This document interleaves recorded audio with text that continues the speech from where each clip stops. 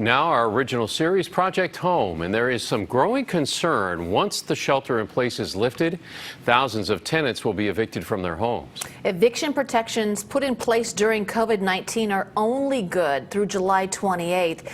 Susie Steimle spoke with one San Francisco supervisor who wants to make those protections permanent. For me, it's hard because we don't have no jobs now.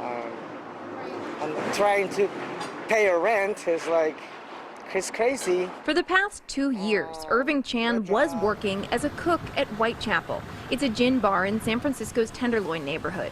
Back in March, he was laid off. Now he and his 4 roommates who share a studio are stuck at home, wondering when the rent will catch up with them. I'm not guessing one more month and that's it. Chan is not a U.S. citizen, so he doesn't qualify for unemployment. He was able to pay April and May's rent thanks to a donation from a local charity. If we don't have that, I don't know. I don't know what's going to happen to us. It's not even a question.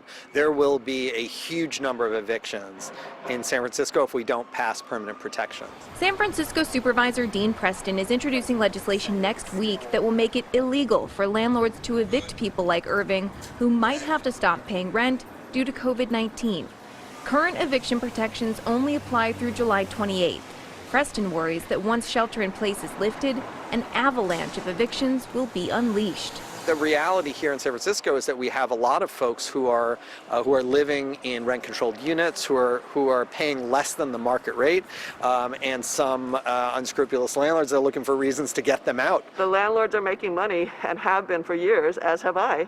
So it's our duty, I think, to give back now. Spike Khan is a small landlord who rents space to artists and manages a handful of properties in Oakland and San Francisco. She's letting several unemployed tenants forego rent, and she's encouraging other small landlords to do the same. Now we're in a crisis, and I can definitely better shoulder that burden to, help out the tenants than can the tenants who all of a sudden are out of work and have no income. Preston's ordinance doesn't cancel rent. It just prevents landlords from tacking on late fees or evicting people who have had debt pile up from being unable to pay. And it would do so indefinitely. Susie Steimle, KPIX 5.